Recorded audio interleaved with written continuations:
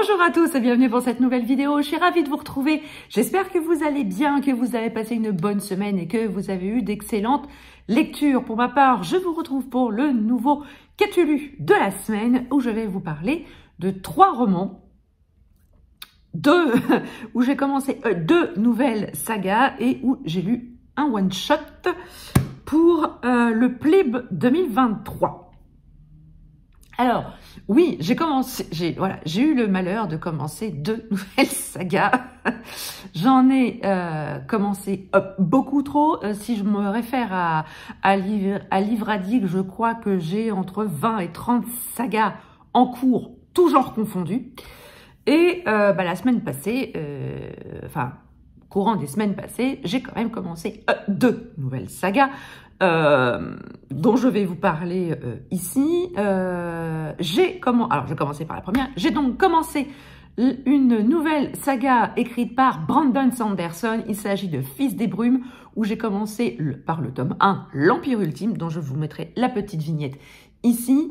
Rappelez-vous, il y a quelques temps de ça, voire même quelques semaines de cela, j'avais commencé les archives de Rochard, La Voix des rois, le tome 1 de Brandon Sanderson également, car apparemment, que ce soit sur BookTube ou sur Bookstagram, ce sont quand même 2 sagas majeures de Brandon Sanderson qu'il faut, quand je dis qu'il faut lire, tout bien, recentrons-nous aussi, hein, si la fantaisie n'est pas votre genre, n'allez pas vers ce genre de saga. Quand on dit il faut lire, c'est si vous aimez la fantaisie, ce sont des sagas qu'il faudrait découvrir. Donc, j'ai commencé par les archives de Rochard, que j'ai beaucoup aimé. J'ai d'ailleurs le tome 2 qui traîne là, que j'ai acquis sur Vinted. Et donc, je me suis dit, tiens, vu que tu y es, si tu commençais Fils de brume, oui, pourquoi pas. Alors, j'ai commencé Fils de brume de Brandon Sanderson. Alors, pour vous pitcher un petit peu, on est dans l'Empire ultime et on fait la connaissance d'une jeune femme qui s'appelle Vin, qui vivote un petit peu comme ça dans la vie, et elle fait la rencontre de Kelsier, qui est un voleur de grand renom, et il va l'entraîner dans une histoire qu'elle n'aurait jamais cru possible. Parce que Kelsier a un but, il s'agit de renverser l'Empire ultime. Il veut renverser l'Empire ultime et il va se servir de Vin pour arriver à ses fins. Il va la transformer en noble pour qu'elle puisse infiltrer un petit peu le noyau dur de cet empire ultime pour pouvoir encore mieux le défaire. Sauf que Kelsier n'avait absolument pas, ce que Kelsier n'avait absolument pas prévu, c'est que Vin se trouve des affinités avec un noble. Et elle va apprendre à le découvrir, elle va apprendre à l'apprécier, chose que Kelsier n'avait absolument pas prévue.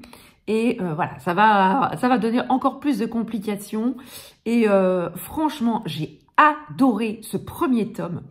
C'était une immersion totale dans cet nouvel univers avec un nouveau système de magie, c'est la magie des métaux, qui nous est extrêmement bien expliqué dans le roman.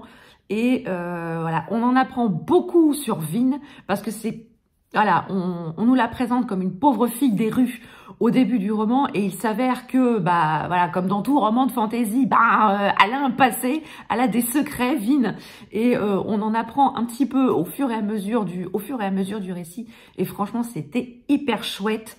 J'ai adoré le personnage de Kelsier, j'ai adoré les autres personnages secondaires qui forment un corps autour de Kelsier et de Vin. Il y a un rebondissement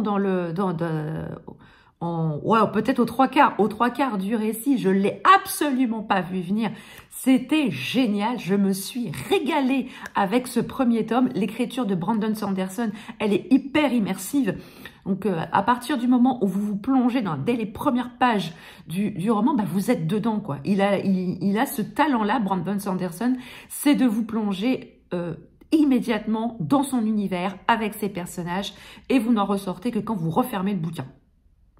Et vous n'avez qu'une envie, bah, c'est de poursuivre. Forcément, c'est de poursuivre la lecture de ces sagas. Alors, comme je vous l'ai dit, hein, j'ai La Voix des Rois, le tome 2 qui m'attend. Je vais essayer de me procurer assez rapidement. Alors, voilà. Dans l'espace-temps d'un lecteur, assez rapidement, ça peut arriver de quelques semaines à quelques mois, comme vous le savez sans doute. Mais voilà, j'aimerais beaucoup continuer cette saga, ces 2 sagas de Brandon Sanderson auxquelles j'ai pris beaucoup de plaisir à la lecture. Autre saga que j'ai débuté la semaine dernière en audio grâce à NetGalley, il s'agit du tome 1 des 7 sœurs de Lucinda Riley. Je ne pensais pas, très sincèrement, je ne pensais pas commencer un jour la lecture de cette saga. Là, vous pouvez admirer ma jolie tasse petite lectrice que j'ai eue sur la boutique de Estelle Petite Lectrice. Oui, je vous disais, je ne pensais absolument pas un jour me plonger dans la lecture de cette saga mondialement connue et reconnue, aimée par les lecteurs, parce que bah voilà, c'est un récit extrêmement romanesque, il y a une histoire d'amour. Et bon, voilà, j'ai des abonnés qui m'avaient dit « Ouh là là, méfie-toi, vu que t'es pas trop romance, à la base, les 7 sœurs, il y a des histoires d'amour. » Je me suis dit « Ouais, bon. » Mais bon, quelque part, je me disais « Oui, il y a peut-être une histoire d'amour, mais c'est pas de la romance pour de la romance. C'est quand même intrinsèquement lié dans le récit. » Donc, quand j'ai vu que ce tome 1 était disponible en audio, je me suis dit « Quoi de mieux pour découvrir cette saga que de la commencer en audio? Et si ça me plaît, bah, je la continuerai. » Donc, j'ai commencé Les 7 sœurs un soir. Je vais tout vous raconter, comme ça vous saurez absolument tout de ma vie, absolument trépidante. Je l'ai donc commencé un soir en allant au sport. Voilà, mon mari ne rentrait pas, le soir, il découchait. Donc, je suis allée au sport toute seule. Et comme j'y vais à pied, bah voilà, j'aime bien avoir un truc dans les oreilles, comme ça je me sens moins seule. Donc, j'ai commencé Les 7 sœurs en allant au sport. Et j'ai mis 10 minutes, un quart d'heure pour aller au sport. Donc, voilà, on va dire une grosse demi-heure. J'ai écouté une grosse demi-heure, donc le mardi soir. Et je me suis dit, ouh, bah ça me plaît bien, en fait. J'avais envie de continuer. J'ai donc continué mon écoute le lendemain, le mercredi, comme je suis toute seule au bureau, je l'ai laissé en fond sonore toute la journée. Et je l'ai terminé vendredi. Je l'ai terminé vendredi quand j'étais chez moi en télétravail. Alors voilà, je peux vous dire que voilà, le roman faisait 15 heures d'écoute et je l'ai bouffé. Je l'ai bouffé contre toute attente, voilà, contre toute attente, j'ai aimé. J'ai aimé Les 7 sœurs, j'ai aimé ce premier tome qui est centré sur le personnage de Maya, l'aînée donc des 7 sœurs. Ce sont des petites filles qui ont été adoptées par un homme où il a parcouru la planète entière pour adopter 7 petites filles. Et voilà, il les a élevées dans une grande maison, dans une grande demeure qui s'appelle Atlantis. Et on va suivre à chaque tome l'histoire de ces 7 petites filles. Et donc, le premier tome est centré sur Maya, donc l'aînée de la fratrie, enfin, pas l'aînée, quoi. Donc, l'histoire commence avec l'annonce du décès totalement pas prévu du père de ces 7 jeunes filles.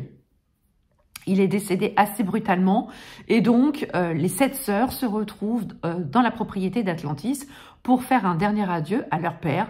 Malheureusement, quand elles arrivent, elles apprennent qu'il a déjà pris ses dispositions pour l'enterrement.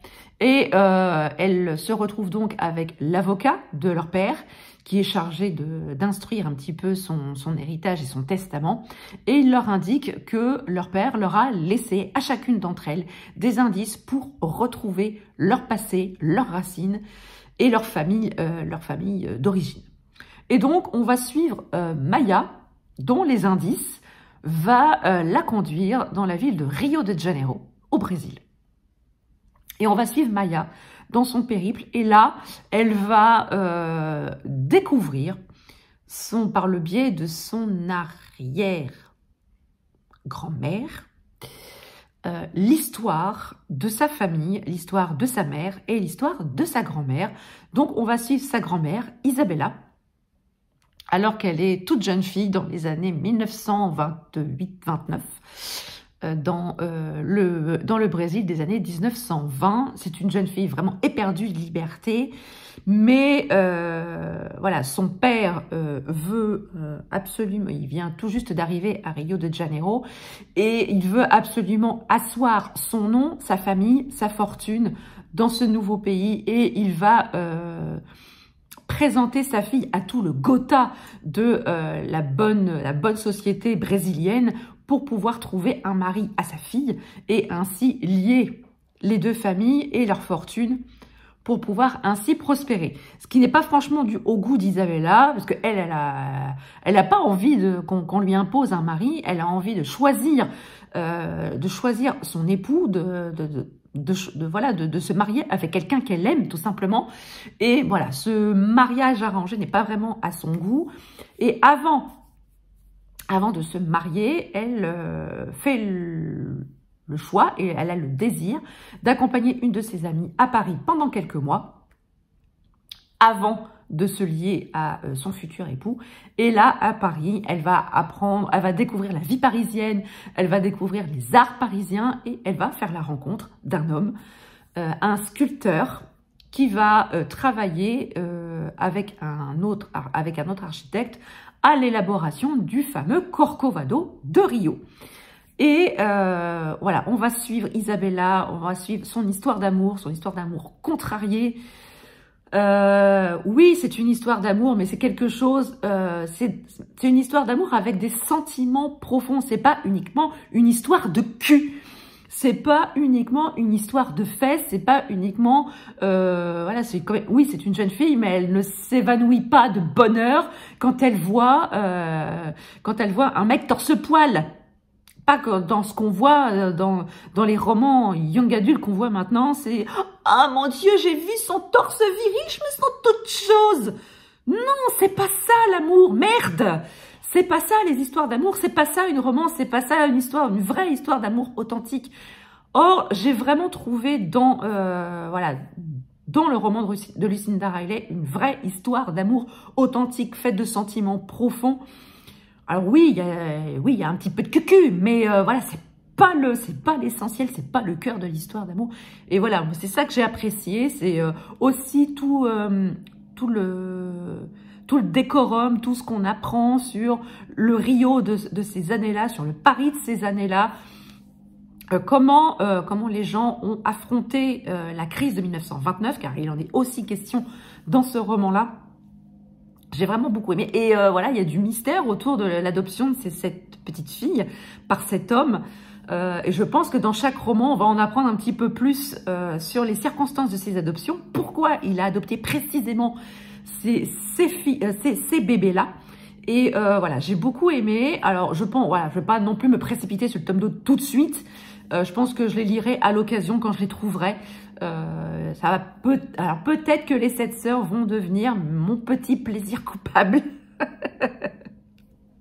Sait-on jamais. Mais voilà, j'ai beaucoup aimé, contre toute attente. Mais voilà, ça a été une très très belle découverte. Et je comprends pourquoi ce roman a ému et a conquis autant de lecteurs.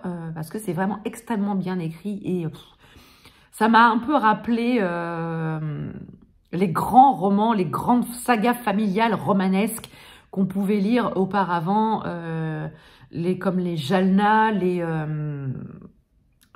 les gens de Mogador, enfin voilà ce genre de saga familiale où il y a voilà des complots, des histoires d'amour contrariées. Voilà, ça m'a vraiment rappelé ces romans-là. Et si vous aimez ce genre de roman, je vous conseille de découvrir Les Sept Sœurs de la regrettée Lucinda Riley. Ensuite, on change complètement de genre. J'ai lu Les Flibustiers de la mer chimique de Marguerite Imbert aux éditions Albin Michel Imaginaire. Je l'ai lu dans le cadre du PLIB 2023 dans la catégorie adulte. Ça faisait un moment que je l'avais dans ma palle. Il est dédicacé par Marguerite Imbert. Et quand j'ai relu, avant de commencer le roman, j'ai relu la dédicace. Et je me suis dit, bon, je pense que va y avoir un humour que j'apprécie fortement, qui est le mien, hein, l'humour second, troisième, quatrième degré. Et effectivement, je me suis pas trompée, car le roman s'ouvre dans une scène. Voilà, c'est le radeau de la Méduse. On trouve une espèce de barque de berge avec 3 naufragés dessus, Ismaël, Laurie et Aaron, qui ont dont le bateau a coulé. Et dans la mer chimique, vaut mieux que ce soit le bateau qui coule et pas les humains, parce que si vous faites un petit bain dans la mer chimique, eh ben, c'est pas sûr que vous ressortiez entier. Et donc, ils naviguent, ils survivent peu ou prou sur cette fameuse mer chimique. Et alors qu'ils vont être la proie d'un monstre marin, ils sont sauvés inopinément par ce sous-marin, l'équipage de ce sous-marin, qui s'appelle le PK, dirigé par le capitaine Jonathan, qui a un peu un pet au casque, faut bien le dire. Et donc, ils se retrouvent sauvés de cette mer chimique, mais peut-être que ça va être un bien pour un mal, étant donné que Laurie est emprisonnée car elle est transhumaine, et que les transhumains, ils sont pas vraiment appréciés par les humains tout court. Aaron, quant à lui, vit sa meilleure vie, et Ismaël est le prisonnier de Jonathan, le capitaine. Je dis prisonnier avec des guillemets, car il a quand même une certaine liberté de mouvement dans le sous-marin. Il est très souvent amené à partager les soirées du capitaine dans sa cabine, soirées où ils passent leur temps à jouer à World of Warcraft ou à d'autres jeux vidéo, ce qui amuse beaucoup Jonathan, car il met très souvent une pâtée à Ismaël. Et voilà, ils vont vivre énormément d'aventures dans ce sous-marin. Et on suit aussi parallèlement à ça l'histoire de Alba, qui est graffeuse. Alors, le graffeur dans ce roman, c'est quelqu'un qui a énormément de connaissances en tête. Ça parle, et c'est comme qui dirait une encyclopédie sur pattes. Et donc Alba vit dans une grotte, recluse dans une grotte. Elle est la dernière survivante de son clan, et elle va se faire peu ou prou kidnappée par des étoilés qui sont le bras armé de Rome. Alors Rome, qui est une survivance dans ce roman, ce n'est pas la Rome que l'on connaît actuellement, mais voilà, c'est la survivance du monde humain, va-t-on dire. Et on va suivre parallèlement l'histoire de Ismaël et de Alba. Et dans la 4e de couverture, on nous dit que ce sont ces deux personnages vont sans doute résoudre la même énigme. Et alors, très franchement, je ne savais pas du tout, pendant ma lecture, je me disais, mais comment ces deux personnages, 1, vont se retrouver, 2, vont avoir quelque chose en commun. Et donc, au fur et à mesure du récit, on entrevoit, peu ou prou, quelque chose qui va effectivement leur être commun. Alors, dans ce roman, moi, j'ai largement préféré les passages dans le sous-marin, avec l'équipage. Ils m'ont beaucoup fait rire. J'ai beaucoup ri parce qu'ils ont un humour de merde, un peu comme le mien. Voilà, comme on dit qu'on n'a pas le cul sorti, là, c'est pas le cul sorti des ronces, c'est on n'a pas le cul sorti des algues. Voilà. comme l'a mis dans la dédicace Marguerite. On n'a pas le cul sorti des ailes. Et voilà, tous les personnages de ceux qui peuplent ce sous-marin a des expressions à la mort moelleux, et moi, ça m'a fait énormément rire. Moi, ce genre d'humour, ça marche beaucoup avec moi, parce que j'ai un peu le même humour. J'ai beaucoup aimé les passages, les chapitres qui avaient lieu avec l'équipage et dans le sous-marin. J'ai un peu moins aimé le personnage d'Alba, que j'ai trouvé extrêmement fantasque. Alors c'est même pas un pet au casque qu'elle avait, elle avait carrément une araignée au plafond, et c'est pas une image. C'est pas une image, hein, l'araignée au plafond. Hein. Pour ceux qui ont lu le roman, vous savez de quoi je parle. Pour ceux qui ne l'ont pas encore lu, lisez-le, vous comprendrez. Mais voilà, c'est quand même le cœur du roman, c'est aussi la préservation de la planète. C'est un grand cri d'alarme sur l'état actuel de notre planète. Ce qui est décrit dans le roman, c'est évidemment romancé. C'est une catastrophe qui a décimé les 3/4 de la population humaine, une catastrophe écologique, mais c'est aussi un cri d'alarme de peut-être redresser la barre tant qu'il est encore temps. Chacun à notre niveau, on peut faire quelque chose pour sauver la planète. C'est pas la peine de compter sur les glands de ce monde, comme disait Coluche. Non, c'est pas tout n'est pas à mettre dans les mains de nos gouvernements. C'est aussi notre affaire à nous, simples citoyens, de faire quelque chose, à notre propre échelle. Si tout le monde se met à faire des petits gestes au quotidien, peut-être qu'on arrivera à faire pencher la balance du bon côté. J'ai beaucoup aimé, autant vous dire que j'ai beaucoup aimé ce roman. J'ai trouvé que la fin arrivait peut-être, la résolution de l'affaire arrivait peut-être un tout petit peu vite. Et ça a été réglé en 2 coups de cuillère à peau. Mais j'ai adoré suivre ces flibustiers de la mer chimique. Moi, vous savez, quand il est question de pirates, je stoppe tout et je fonce. Donc quand j'avais vu cette parution aux éditions Albin Michel Imaginaire, je leur avais demandé si c'était possible de l'obtenir en service presse, et il me l'avait gentiment envoyé. Alain me l'avait gentiment envoyé. Et franchement, je les en remercie vraiment beaucoup, car c'est vraiment une très très belle découverte. J'ai découvert la plume de Marguerite Imbert, que j'ai beaucoup aimé, son humour que j'ai beaucoup aimé, qui est sensiblement le même que le mien. Donc, je suivrai très volontiers les nouvelles parutions de cette autrice. Voilà, cette vidéo est à présent terminée. J'espère qu'elle vous a plu. N'hésitez pas à me dire en commentaire si vous aussi vous avez lu certains des romans que je vous ai présentés et ce que vous en avez pensé. N'hésitez pas à me dire aussi si je vous ai donné envie de découvrir ces romans. Les prochains Catulus du mois de mars seront largement consacrés au challenge Les Louves du Polar, car comme vous le savez, si vous avez vu ma vidéo de vendredi, si vous ne l'avez pas vue, je vous encourage à aller la voir. J'ai préparé une palle spéciale pour les Louves du Polar, ces autrices françaises de polar et de thriller qui se sont regroupées en collectif pour promouvoir la littérature féminine noire. Donc je vous ai présenté la palle des romans que je comptais lire en ce mois de mars. Je ne lirai pas que ça, bien évidemment. Mais voilà, vous verrez dans les prochains Catulus des romans d'autrices françaises de polar. Mais il n'y aura pas que ça, bien sûr. Car je vais commencer une lecture commune dès demain avec Estelle du conte Petite Lectrice. Donc voilà, on va commencer ça.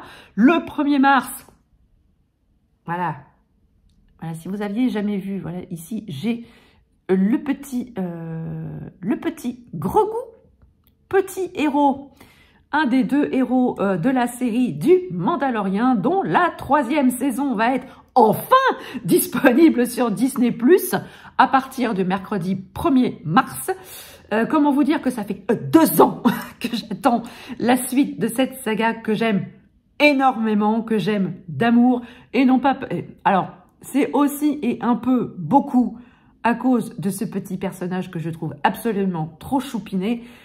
Et est-ce que c'est aussi parce que l'acteur principal de cette série, Pedro Pascal, est absolument, comme dirait une copine, physiquement intelligent. Il y a peut-être un petit peu des deux, mais c'est aussi pour ce n'est pas que pour la plastique de Pedro Pascal et le petit et la présence du petit Grogu, mais c'est aussi par l'histoire que j'aime beaucoup. Je pensais absolument pas adorer autant une série Star Wars, mais j'ai vraiment accroché dès le départ à cette saga.